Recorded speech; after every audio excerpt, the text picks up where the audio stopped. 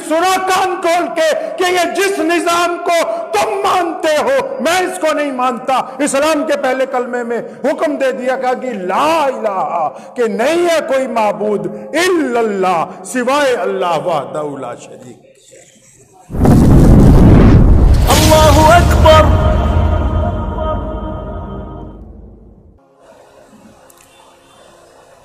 اسلام جس کی ابتدا پیارے نبی حضرت محمد رسول اللہ صلی اللہ علیہ وسلم نے تنہا فرمائی،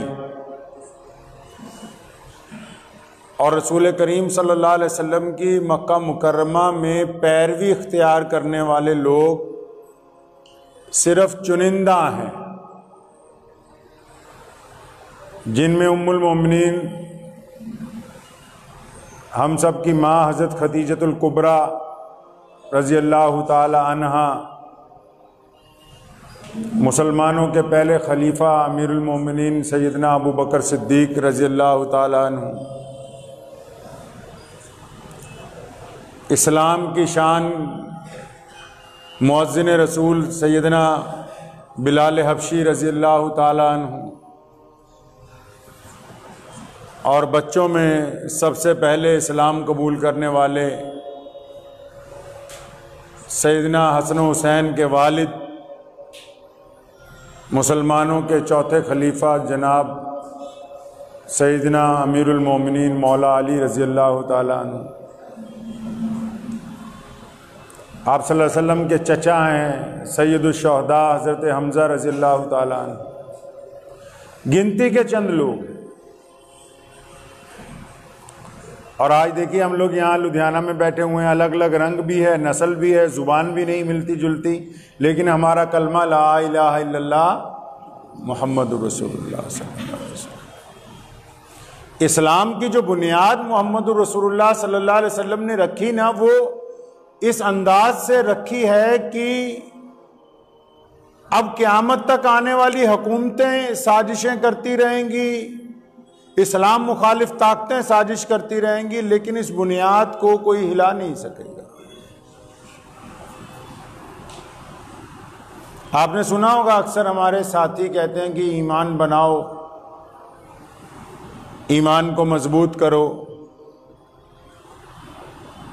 ایک دوسرے کو سمجھاتے ہیں. اب ایمان مضبوط کیسے ہوتا ہے؟ ایمان بنتا کیسے ہے؟ اور ایمان کی بنیاد پیارے نبی حضرت محمد رسول اللہ صلی اللہ علیہ وسلم نے کس چیز پر رکھی؟ وہ ہے کلمہ لا الہ الا اللہ. آپ پوری دنیا میں کسی مسجد میں چلے جائیں، اس کے ماتھے پر، کسی بھی مسجد میں پوری دنیا میں چلے جائیں تو اس کے ماتھے پر کون سا کلمہ لکھا ہوا ہے جی؟ کلمہ لا الہ الا اللہ محمد رسول اللہ. اب اتنا بڑا دین ہے، اربوں لوگ ہیں، الگ الگ زبانیں ہیں، رنگ ہیں، الگ الگ تہذیبیں ہیں جنہوں نے اسلام کو قبول کیا ہے. اور ہمارے دین کا پہلا کلمہ کیا ہے؟ لا الہ الا اللہ. اب کسی عالم کو پوچھئے کہ لا کا مطلب کیا ہوا، کہ اللہ کو مان لو، کہے گا نہیں، اس کا مطلب یہ نہیں ہے. لا کا مطلب کیا ہوا کہ نماز پڑھو، روزہ رکھو، حج کرو، زکوٰۃ دو، نہیں، اس کا مطلب یہ نہیں نکلتا. جس کلمے کو کلمہ توحید کا نام دیا گیا اور اتنے بڑے دین کی بنیاد جس کے اوپر قائم کر دی گئی، اس کا پہلا لفظ جو ہے محمد رسول اللہ نے لا انتخاب کیا اللہ کے حکم سے. اب اس سے مراد کیا تھی؟ حضور اکرم صلی اللہ علیہ وسلم نے کر کے دکھایا. تمام مشرکین مکہ جو کہتے ہیں جی ہم بڑے بڑے چودھری ہیں، ابو جہل کو، عتبہ کو، ولید کو، ابو لہب جیسا غنڈہ جو ہے، ان سب کو بلایا ایک جگہ، اور حضور صلی اللہ علیہ وسلم پہاڑی پر کھڑے ہوئے، وہاں فرمایا. اور رسول اللہ صلی اللہ علیہ وسلم کے ساتھ کون ہے جی؟ ابو بکر ہیں؟ نہیں. عمر رضی اللہ تعالیٰ عنہ ہیں؟ وہ بھی نہیں. عثمان رضی اللہ تعالیٰ عنہ یا علی مرتضیٰ ساتھ میں کھڑے؟ نہیں، وہ بھی دونوں نہیں ہیں۔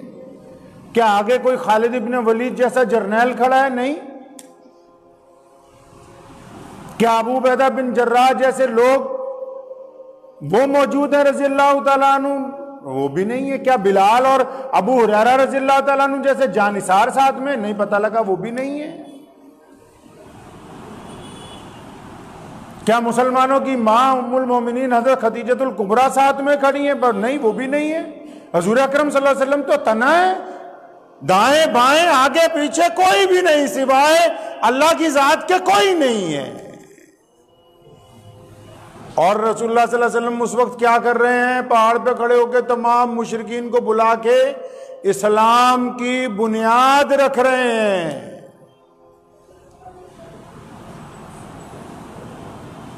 قربان جائیے پیارے نبی حضرت محمد، کہیے صلی اللہ، زور سے کہیے صلی اللہ علیہ وسلم پر۔ پہلے الفاظات یہ نہیں فرمائے کہ میں اللہ کی عبادت کرنے لگا ہوں، نہیں۔ پہلے ابو جہل کو، عتبہ کو، ولید کو، عبداللہ بن جدان کو، امیہ کو، کیسر و کسریٰ کو، پرویز کو، بڑی بڑی سلطنتوں کو، بہت بڑے حکمرانوں کو چیلنج کر کے فرمایا کہ سنو کان کھول کے کہ یہ جس نظام کو تم مانتے ہو میں اس کو نہیں مانتا۔ اسلام کے پہلے کلمے میں حکم دے دیا کہ لا الہ، کہ نہیں ہے کوئی معبود الا اللہ، سوائے اللہ وحدہ لا شریک۔ فلسفہ سمجھے آپ اس کا؟ نہیں سمجھے، ابھی نہیں سمجھے۔ اسلام نے کہا آدمی عزت دار تب بنتا ہے جب اس میں خوف نہ ہو۔ فرمایا کسی کو اس وقت عزتیں مل سکتی ہیں جب اس کے دل میں خوف نہ ہو، اس کے دل میں ڈر نہ ہو، وہ کسی کے ماتحت نہ ہو۔ انسان کا غلام تھا، لوگوں نے پیروں میں انسانوں کے بیڑیاں ڈالی ہوئی تھی، لوگوں کے چہرے داغے جاتے تھے، رنگ اور نسل کی وجہ سے ایک ساتھ بیٹھنا حرام تھا، ایک کنویں سے لوگ پانی نہیں پی سکتے تھے۔ رسول کریم نے پہلا اعلان کر دیا کہ نہیں، اب ڈرنے کی کسی سے ضرورت نہیں ہے، ہم پہلے بتا رہے ہیں کہ تمہارا نظام ہم نہیں مانتے، ہم ایک اللہ وحدہ لا شریک کی عبادت کریں گے۔ تو ایمان بنتا کیسے؟ ہمت کے ساتھ۔ ایمان مضبوط کیسے ہوتا ہے؟ جرت کے ساتھ۔ رسول کریم صلی اللہ علیہ وسلم نے اسلام کی ایسی بنیاد رکھی، پتہ لگ گیا کہ جو بزدل ہوتا ہے وہ تو مسلمان ہوتا ہی نہیں ہے، وہ انصاری قریشی پٹھان تو ہو سکتا ہے، مسلمان نہیں ہو سکتا۔ حضور صلی اللہ علیہ وسلم نے جو صفت پیدا کی ہے نا انسانوں میں، آج بھی آپ کسی مسلمان کو اگر سڑک پر پڑے ہوئے کچھ روپے مل جائیں تو ان روپے کو اٹھانے کے بعد اس کے دل میں پہلا خیال یہ آئے گا کہ یہ حلال کے ہیں یا حرام کے ہیں۔ اسلام کی یہ صفات ہیں جو ان کے خون میں ڈال دی گئی ہیں۔ لوگوں نے پیسے کو سب کچھ سمجھا، محمد الرسول اللہ نے پیسے سے بڑھ کر انسانی قدر و قیمتوں کو سب کچھ بنا دیا لوگوں کے درمیان۔ تبھی تو وجہ ہے نا، میں مانتا ہوں لوگوں نے اسلام پہ الزام لگایا کہ یہ تلوار کے زور سے پھیلا ہے، تلوار کے زور سے اسلام نہیں پھیلا، البتہ رسول اللہ صلی اللہ علیہ وسلم نے طاقتور ہونے کا حکم اس لیے دیا کہ آج بھی سماج میں دیکھ لو جو کمزور ہیں ان کی تو سنتا ہی کوئی نہیں۔ یہ تو دنیا کی فطرت ہے کہ کمزور کی کوئی وقت نہیں ہے۔ تبھی تو رسول کریم صلی اللہ علیہ وسلم نے فرمایا کہ اللہ تعالیٰ کو کمزور کی بنسبت طاقتور مومن زیادہ پسند ہے۔ اب احساس جو پیدا کر دیا امت کے اندر، کس بات کا احساس؟ کہ اگر تمہاری آنکھوں کے ساتھ زنا ہوگا تو تم اللہ کے نزدیک قصوروار ہوگے۔ یہ احساس بنانا کس کا کام تھا؟ یہ حضور اکرم صلی اللہ علیہ وسلم نے ہمیں عطا کیا ہے۔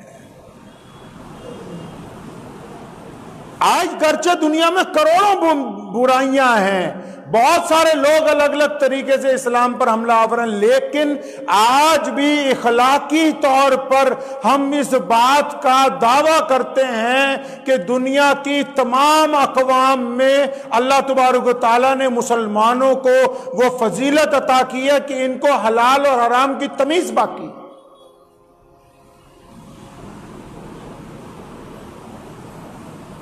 مجھے ایک سابقہ ایس ایس پی،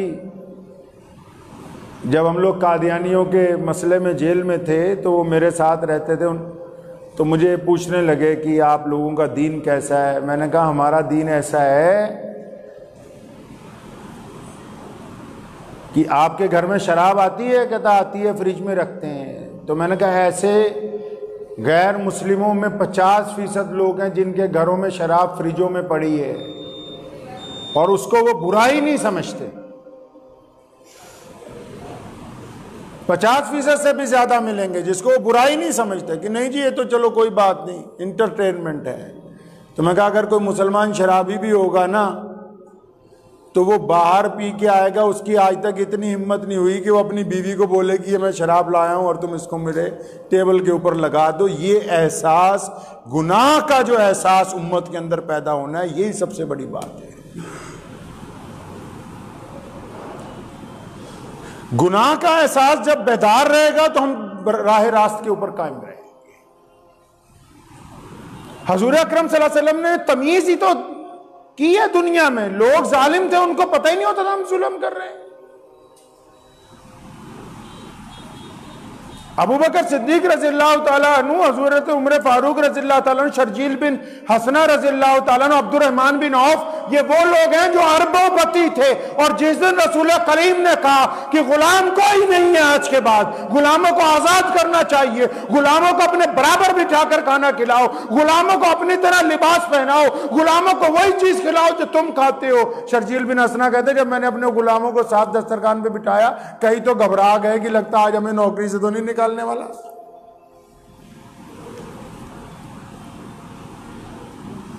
دنیا کے لوگ باتیں کر سکتے ہیں، اسلام کی طرح ایک صف کے اندر نہیں کوئی آ سکتا ہے۔ رسول کریم نے جب کہا نا کہ ہم انسانوں کا جھوٹا پاک کر دیا ہے، ایک دوسرے کا جھوٹا کھاؤ پیو، کوئی کالا نہیں ہے، کوئی گورا نہیں ہے، کوئی امیر نہیں ہے، کوئی غریب نہیں ہے، تو اس فلسفے کو کون روک سکتا ہے؟ بہت سارے لوگوں نے الزام لگایا کہ اسلام تلوار کے زور سے پھیلا ہے، کہ ہمیں تلوار کے زور سے مسلمان کیا۔ ہمیں اگر کسی حکمران نے مسلمان کیا ہوتا تو اس ملک کو ہی دیکھو، اسلامی حکومت کہنے والوں کو گئے ہوئے یہاں سے 300 سال ہو گئے، 400 سال ہو گئے، ہم آج بھی چھاتی ٹھوک کر کہتے کہ ہم محمد الرسول اللہ کے غلام ہیں۔ اس وقت تلواروں سے اگر مسلمان ہوئے ہوتے تو آج تمہاری توپیں دیکھ کے اسلام کو چھوڑ نہ دیتے۔ نعرہ تکبیر! نعرہ تکبیر! اسلام ختم نبوت! اسلام کسی طاقت کی وجہ سے انسانوں میں نہیں پھیلتا ہے۔ فرانس میں جائیے، آج فرانس اسلام کے دہانے پر کھڑا ہے، لوگ بے انتہا مسلمان ہو رہے ہیں، 10,000 سے زیادہ مساجد قائم ہوگی کہ کیا وہاں کوئی بندوق لے کے کھڑا ہے ان کے سر کے اوپر؟ ملیشیا میں جب ہم پہلے دن گئے تو 2 آدمی تھے، رسول اللہ صلی اللہ علیہ وسلم کے دربار میں حاضر ہوئے، فرمایا یا رسول اللہ ملیشیا جانا ہے کاروبار کے لیے۔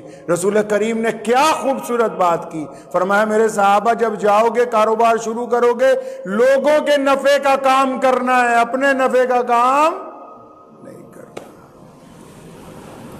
آج سب سے بڑا اسلامی ملک ہے ملیشیا، پوری دنیا کا سب سے بڑی یونیورسٹیاں وہاں ہیں ہمارے پاس، سب سے زیادہ کالجز، سب سے زیادہ آج کے دانشور، سب سے زیادہ اسلامی ریسرچ وہاں ہوتی ہیں۔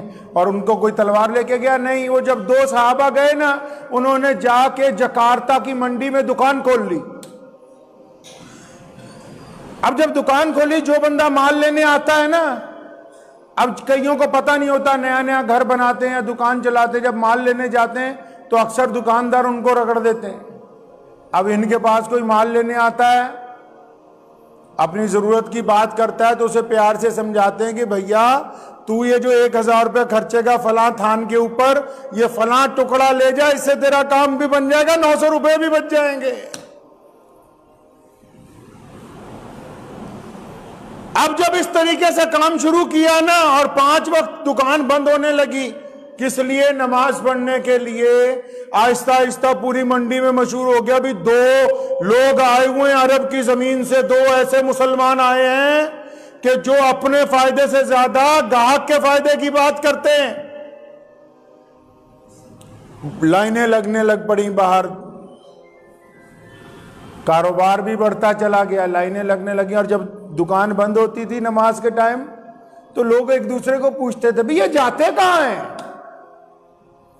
وہ یہ کرتے کیا ہیں؟ آخر لوگوں نے مجبوراً پوچھنا شروع کر دیا کہ اب بھائی صاحب جاتے کہاں ہو تم؟ آج تو کئی ہمارے دکاندار نماز کے وقت اذان کے بعد سوچتے ہیں کہ کاروبار چلتا رہ جائے۔ اب ان 2 صحابہ نے لوگوں کو بتانا شروع کیا، جی ہم تو نماز پڑھتے ہیں، ہمارے رسول کریم نے کہا ایک اللہ کی عبادت کرو، رسول اللہ صلی اللہ علیہ وسلم نے کہا کہ ایک اللہ کی عبادت کے ساتھ تم نے لوگوں کا فائدہ کرنا ہے۔ آپ یقین مانیں کہ اس ایک منڈی کی دکان سے آج پوری دنیا کا سب سے بڑا ملک ہمارے دین کے متحد چلتا ہے۔ صحابہ کرام کے عمل نے بتا دیا کہ اسلام دلوں کو فتح کرنے کے لیے آیا ہے، زمینوں کو فتح کرنے نہیں آیا ہے۔ اور ایمانداری سے چھاتی پہ ہاتھ رکھ کے آج بھی پوچھ لو، پوری دنیا میں سب سے زیادہ دل جو دھڑکتے ہیں نا وہ محمد الرسول اللہ کے نام پر دھڑکتے ہیں۔ اسلام کی یہ خوبی ہے، اسلام کے ماننے والوں کو اپنے اکابرین کی پیروی کرنی ہوگی۔ ہمیں یہ دیکھنا ہے ان باتوں کو، ہمیں اپنے رسول کریم صلی اللہ علیہ وسلم کی اتباع کرنی ہے صحیح صحیح۔ یاد رکھو ہمیشہ ایک بات، ہم ذاتی زندگی میں لوگوں نے اس زندگی کو بانٹا نا کئی طریقے سے۔ لوگوں نے کہا ایک ہوتی ہے ذاتی زندگی، ایک ہوتی ہے سیاسی زندگی، ایک ہوتی ہے کاروباری زندگی، ایک ہوتی ہے معاشرتی زندگی۔ میرے رسول کریم صلی اللہ علیہ وسلم نے پکڑ کے ساری زندگیوں کو ملا دیا، فرمایا زندگی ایک ہی ہوتی ہے جو دینی زندگی ہوتی ہے۔ گھر میں بیوی بچوں کے ساتھ دین کے مطابق معاملہ ہونا چاہیے، کاروبار کے ساتھ دین کا معاملہ ہونا چاہیے، سیاست میں دین کا معاملہ ہونا چاہیے، سماج میں دین کا معاملہ ہونا چاہیے۔ تو اس میں پیار ہوگا، وفاداری ہوگی اور اخلاص ہوگا۔ اور اب بھی الحمدللہ آج کے دور میں بھی آپ دیکھیں کہ پوری دنیا میں روزانہ کتنے لوگ کلمہ لا الہ الا اللہ محمد رسول اللہ پڑھ کے مسلمان ہوتے ہیں، جبکہ روز ٹی وی چینل، روزانہ بے شمار یوٹیوب کے چینل لگے ہوئے ہیں دھڑا دھڑ کہ اسلام نے یہ کر دیا، مسلمانوں نے وہ کر دیا، لیکن جھوٹ کے پاؤں نہیں ہوتے۔ جب آپ زمین پر چلیں گے، زمین پر حقیقت حال کے ساتھ چلیں گے، آپ کا اخلاق کردار اچھا ہوگا تو لوگ کہنے کے لیے مجبور ہو جائیں گے کہ آپ صحیح ہیں۔ بس آخری بات ایک پلے سے باندھ لو، اسلام یہ نہیں چاہتا کہ آپ ہر ایک بندے کو مسلمان کریں، اسلام یہ نہیں چاہتا، یاد رکھیے گا بات میری۔ اسلام یہ چاہتا ہے کہ آپ کو دیکھ کر کوئی بندہ یہ نہ کہے کہ اسلام برا مذہب ہے۔ پلے باندھ لو، یہ کلہ مولویاں نے نہیں ٹھیکہ لیتا ہویا۔ اگر کوئی اور آدمی شراب پیے گا، بدماشی کرے گا، ٹھگی مارے گا اور اس کا نام عبد الرحمن ہوگا، محمد شفیع ہوگا، تو عبد الرحمن اور محمد شفیع کو کون جانتا ہے؟ جانتے تو لوگ محمد الرسول اللہ صلی اللہ علیہ وسلم کو ہے۔ ہمیں یہ عزت کس نے دی؟ وہ ہمیں کون جانتا ہے بھائی؟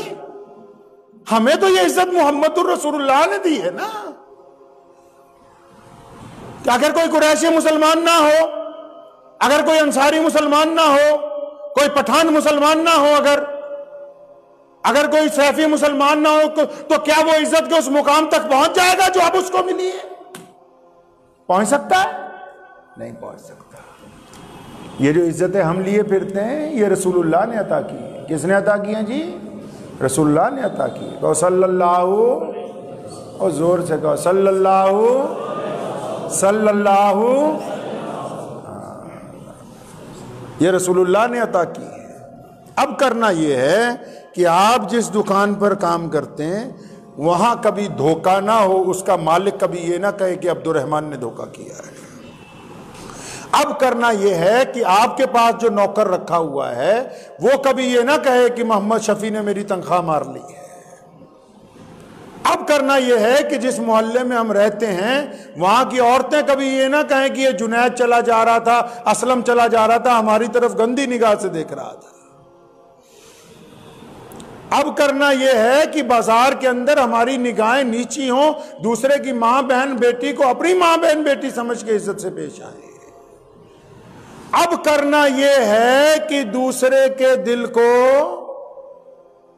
تکلیف نہ پہنچائیں. حضرت شیخ فرید الدین رحمت اللہ علیہ سارا سال روزے رکھتے تھے. کیا کرتے تھے؟ سارا سال روزے رکھتے تھے. تو ایک دن شام کو ہمارے یہاں کیونکہ رواج ہے، یہاں بھی عورتیں آتی، رواج ہے، شام کو ایک ہندو عورت آ گئی لاہور میں ان کے خانقاہ پہ، کھانا بنا کے لے کے آئی. کہنے لگا پیر جی میں نے سوچا کہ گھر میں آج حلوہ پوری سامان بنایا ہے تو میں نے سوچا پہلے آپ سے بھوگ لگوا لوں، کچھ تناول کیجیے. شیخ نے اسے بٹھایا، اچھی طرح سن لو. وہ لوگ تو بہت اچھی طرح سنیں جو اپنے آپ کو دیندار سمجھتے ہیں، کہ جن کی زبان سے لوگوں کا دل ٹوٹتا ہے وہ دیندار نہیں ہے، بے ایمان ہے. یہ شیخ نے اس کو اپنے پاس بٹھایا، کہنے لگے جی آ کھاؤ. اٹھایا، کھایا، اس کو تسلی ہو گئی، چلی گئی. اور مریدوں نے آگے کہا جناب یاد ہی نہیں رہا، بابا جی یاد ہی کوئی نہیں رہا، تہاڈا تا روزہ بابا جی بھول گئے تسی. شیخ نے فرمایا پترا یاد ہے کہ میرا روزہ ہے، مینوں پتا ہے کہ میں سارا سال نفلی روزے رکھدا، وہ لیکن یہ جڑی آئی سی نا دھی ساڈی، اگر ایدا دل ٹوٹ جاندا تے اللہ ناراض ہو جانا سی. فرمایا روزہ جڑا نفلی ٹوٹ گیا اینو پھر کل نو قضا کر لواں گے، اگر ایدا دل ٹوٹ جاندا تے ایدی قضا نہیں ہونی سی. سمجھے اسلام کیا ہے؟ دعا کیجئے اللہ تعالیٰ مجھے بھی اور آپ سب کو بھی اسی طریقے سے دین کے اوپر چلنے کی توفیق عطا فرمائے. وآخر دعوانا ان الحمدللہ رب العالمین. مجھے امید ہے کہ آپ کو یہ ویڈیو پسند آئی ہوگی. اگر پسند آئی ہو تو یہ آپ اپنے دوستوں کے ساتھ شیئر کریں اور اس چینل کو سبسکرائب ضرور کریں.